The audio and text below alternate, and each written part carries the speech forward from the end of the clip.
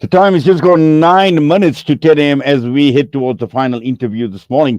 And we are taking a look at the Johannesburg Council. We have learned about councillor Colleen Makhubela, who has been elected as a speaker at the Johannesburg Council. And she came up against the DA's Alex Christians. Now, last week, you will recall we spoke to Alex about it, and this came after the ousting of the DA speaker, Vasco da Gama. We joined on the line this morning by multi award winning social justice activist and academic Anisa Mazimpaka.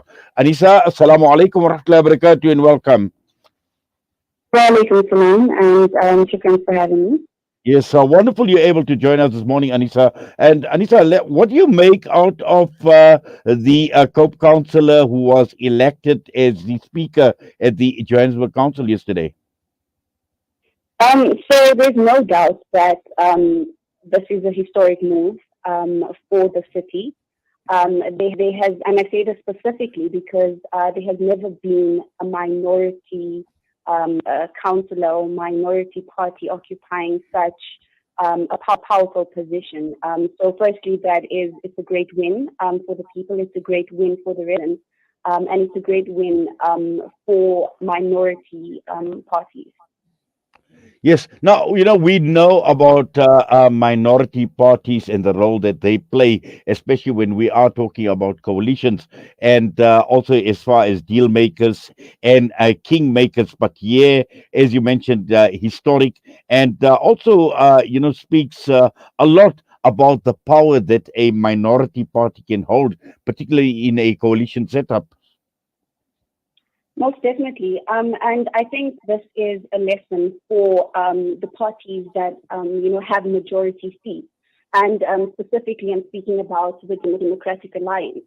I think going into council, we could see the arrogance of the Democratic Alliance. And despite the fact that, they were advised by the coalition partners to instill a councillor that is from another party outside the Democratic Alliance, they actually refused to do this and still put forth a candidate such as Alex Christians, who was from the Democratic Alliance.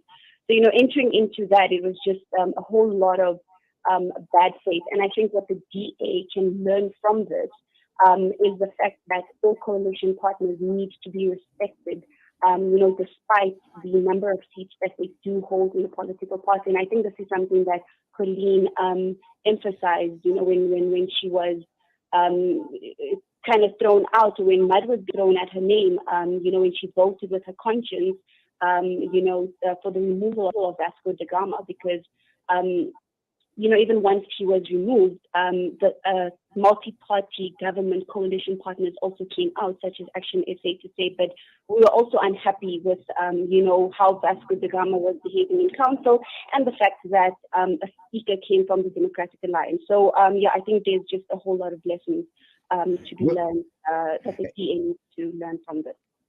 Well, there's been so much that has been playing out, Anisa, and we're now looking at council level, but we are now hearing rumblings and understanding that the next move will be to remove the mayor, Mpho. Most definitely, there's no doubt in that. Mpho is next. And I say that because there is a whole lot of things that have been happening, outside of the city that has been dilapidating since the Democratic Alliance took over. But more especially the stuff that have been happening in council. We've been following very closely.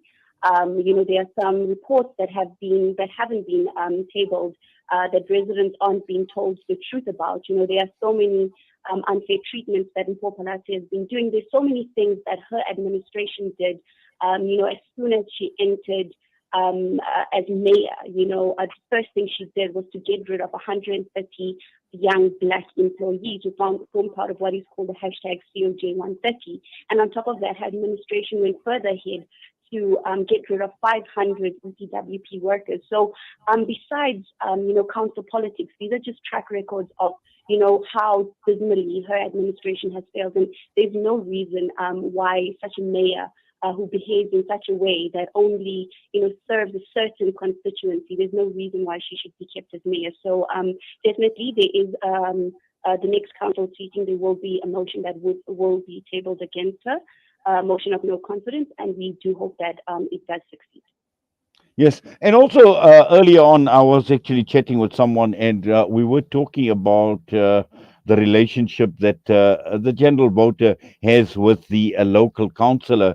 And what we find time and again is the national political agendas, Anisa, that play out at local government level, where the agendas that are being pushed are the agendas that are playing out at national level, and I think that obviously has a detrimental effect, and it is impacting on a local government in more ways than one. And we know the gripe and the complaint, which is very, very common at this point in time, is the lack of service delivery.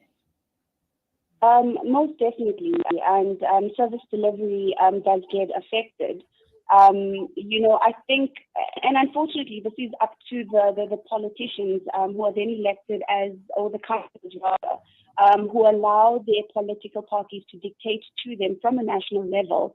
And obviously, if you're sitting at a national level as a politician, you do not understand what is happening on the ground. And this clearly demonstrates the lack of confidence that the national leadership would then have in the people that they have installed. And I say this because, I want to take it back to council where we saw the role of the Democratic Alliance national leadership come into play, where they dictated as to who needs to take what positions. And I'm saying this because if the Democratic Alliance leaders locally, which would be regionally, really understood the politics on the ground and really understood what their constituencies were saying collectively as a coalition, they would have agreed to compromise on positions so that people are represented equally, in coalitions. And I'm saying this again because when you're in government, you do represent a certain constituency. And if you're not in touch with the constituencies, like you said, then we do have, these influences that come from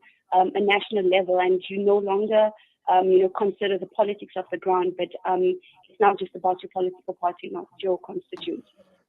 And Anissa, just finally looking at Colleen Makhubela coming from a minority party and with all that is playing out or that has been playing out, will she be able to hold her own in this coalition environment, which can get pretty toxic at times? No doubt. I think, she held a position of chair of chairs in council, and she did that pretty well.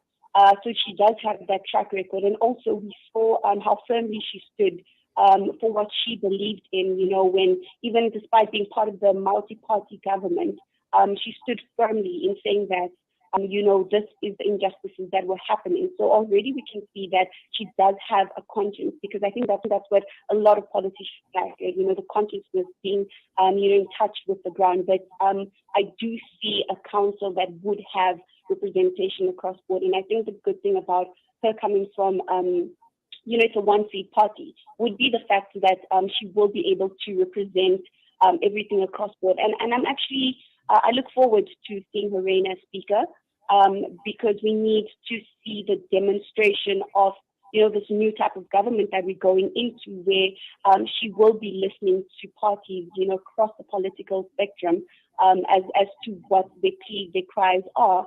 And I do. It just looks hopeful to me, honestly speaking. And it's no longer about this autonomy of power that the majority powers hold. It would be a balanced representation with the mayor, with the speaker, with the chair of chairs, the chief of my apologies. And so it's just a balance of power there, where each and everyone will be able to hold each other accountable. And that is definitely something I look forward to seeing. Well, Anissa, we certainly will follow developments as they unfold. But for now, shukran. We thank you for your time with us this morning. Assalamu alaikum wa rahmatullahi wa barakatuh. Wa alaikum salam wa rahmatullahi wa barakatuh. Anisa Mazimpaka with us this morning, and her take on the COPE councillor Colleen Makhubela elected as the speaker in the Johannesburg Council. And with that, the time is just headed for 10 a.m. It's time for me to sign off. From myself and the team, Assalamu alaikum wa rahmatullahi wa barakatuh.